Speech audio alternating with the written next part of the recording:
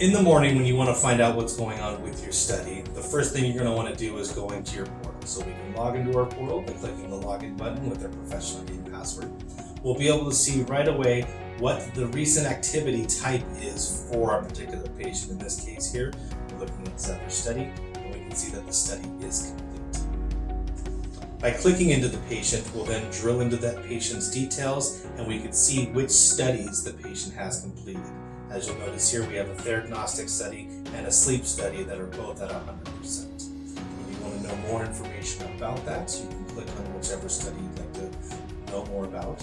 Let's say Sleep Theragnostic, and we'll see the two different study night types down below, how long the duration of each night was, and if that night was completed successfully or not with the green check. To look at the study events, simply click on which night you'd like to look at. You'll see the events that have happened throughout the night.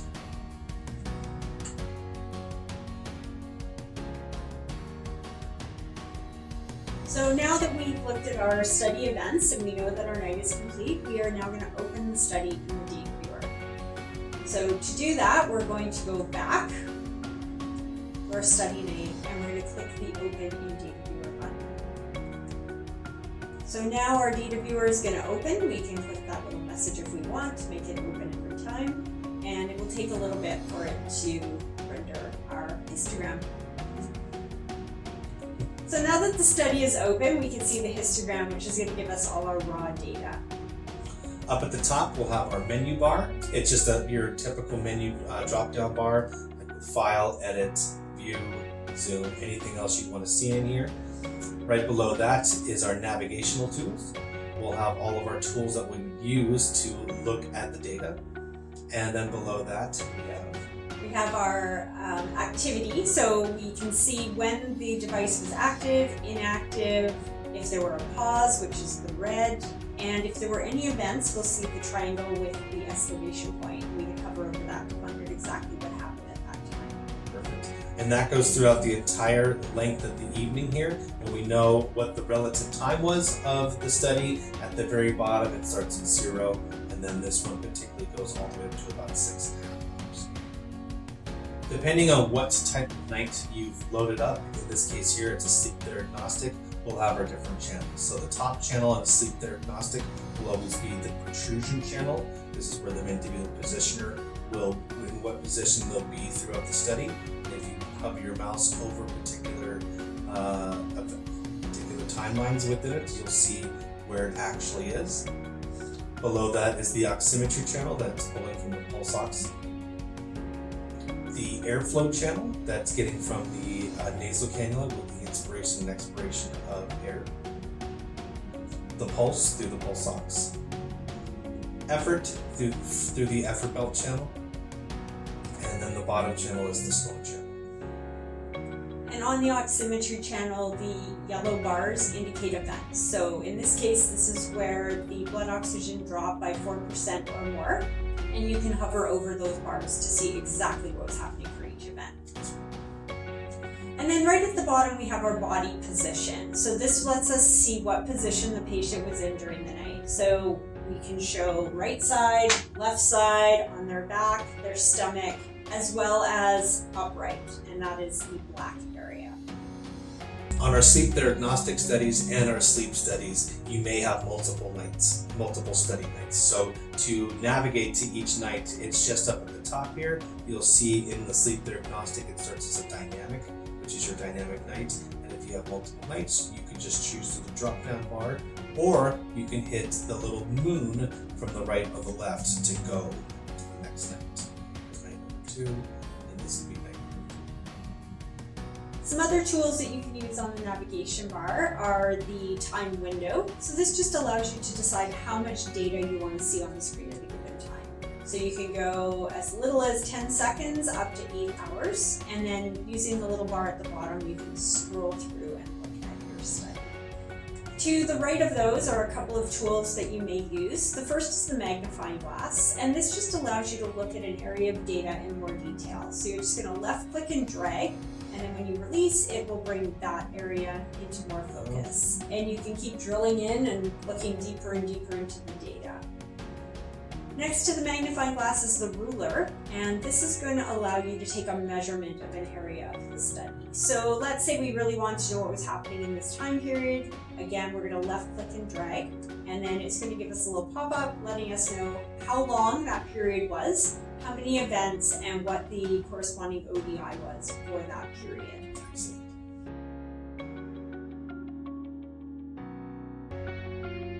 After we've looked at our raw data for our sleep Theragnostic, we can then generate our reports. So we'll go to where it says reports and generate that sleep Theragnostic.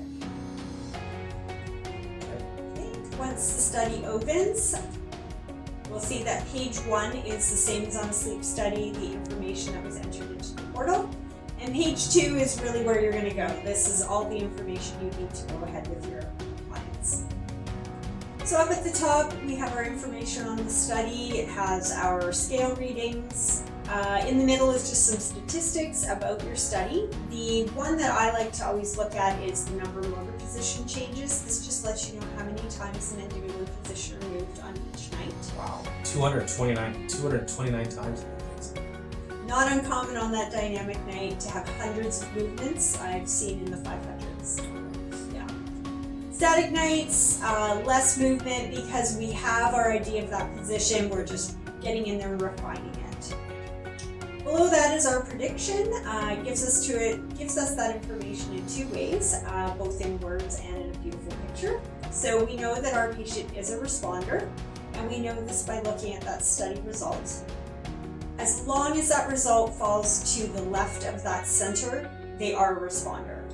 This is a yes-no question, not a percentage. So even if they're in the yellow, they are still a responder. And then below that is our target position. And this target position is measured from 0 being end to end. So in this case, we would have the patient just a little bit farther forward than end to end at +1. And it also will tell you here what the target protrusion percentage is. So it looks like it's at 57.1%. And that's the ideal target protrusion that the machine has predicted.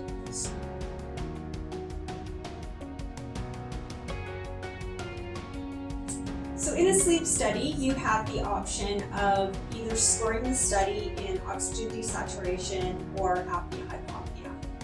So to change that, we're going to click on the scoring, and we're going to decide do we want desaturation, apnea-hypopnea, and we have the option of 4% or 3%. So by default, it's always going to be desaturation at 4%. Correct. It's always going to be that way. Okay. So let's go to apnea-hypopnea 4%.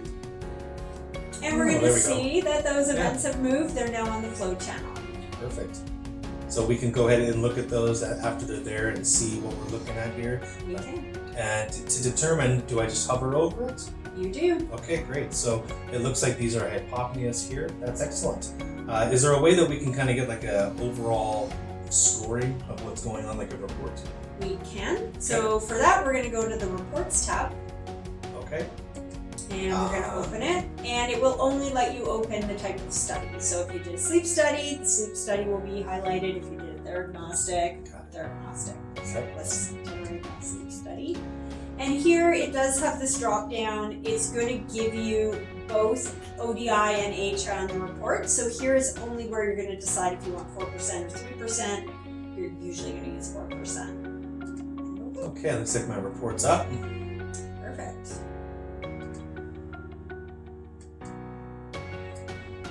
So the first page is the information that was entered into the portal. So you'll be able to see all your patient information and anything else that you've added there. Great. Looks like this next page here is giving us some study information. So our study ID number, the duration of the study. Below that looks like a summary of respiratory disturbances. Is that correct? That's correct. So we have our oxygen desaturation and our apnea-hypopneas on the left side. So it gives us both the total and in each body position. And then on the right side, it's going to break it down and do that scoring for us in the events per hour. And this is that number we're going to enter into the severity scale to find out if the patient is normal, mild, moderate, or severe. Remember that this study does need to be interpreted by a sleep physician, so this is raw data, a raw report. It is not a diagnosis. So when I send this off to an interpretation, this is what they're looking at. They're looking at the data and then looking at this report specifically. Yes, but they're mostly looking at the raw data that we looked at in the histogram. This is just kind of a summary.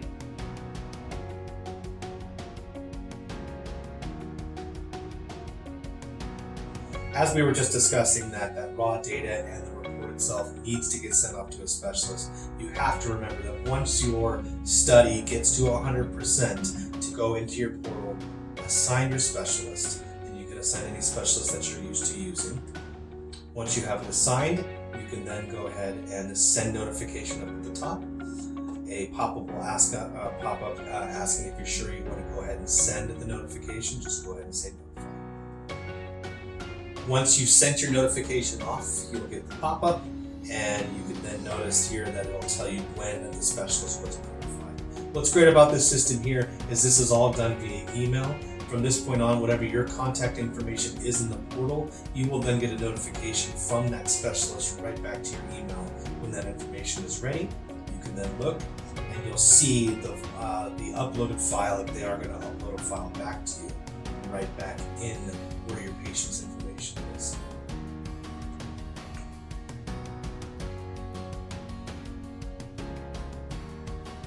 I'm going to go over some common questions on why a study wouldn't load, particularly in the DataViewer. So, number one, you want to make sure that your study status is at 100% for your sleep studies. You can open your studies for Theragnostic studies when it's at 33 or 66 or 100%, but just please keep in mind that you won't be able to generate reports all the time until it gets to 100%. So you want to make sure your study status is at 100%.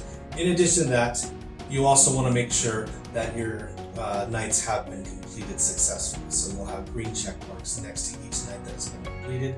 If it has not been completed, you may not be able to open it up in the data.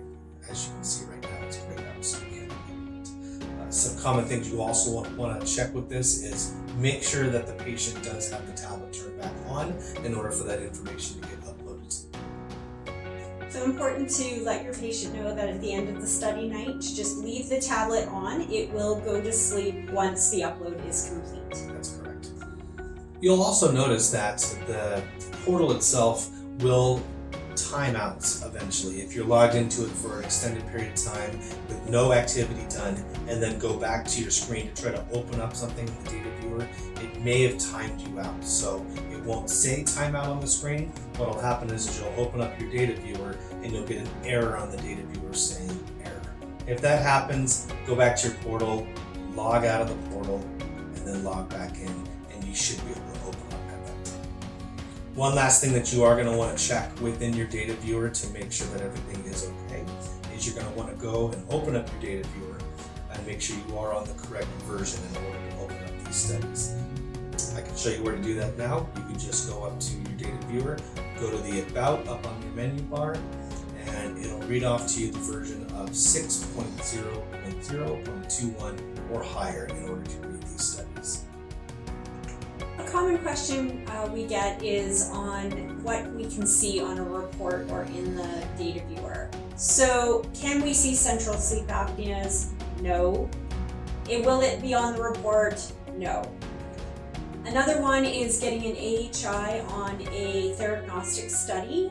The Theragnostic study is looking to see if the appliance will work for the patient by bringing the ODI to less than 10. So it does not look at AHI, it does not record AHI, so we can't get an AHI on it. If you did want to know your very estimated ODI for a study night, you could use the ruler, highlight the entire study, and it will give you a very rough estimate of what the ODI was for that study night. Another common question we get a lot is how can I switch from like relative time to when the study started to when it ended to the absolute time, so what the actual time was during the study. So it's a little button up at the top here next to the ruler. If you push this button, your time below will switch to what the absolute time was compared to what the relative time was. We hope that this video has helped you to use your DataViewer and the portal a little bit easier. If you have any questions, comments, or ideas for future videos, please let us know. You can call us or email us. Other than that, I think we're good, Colin. Yeah? Take care. We'll talk to you later. Bye-bye.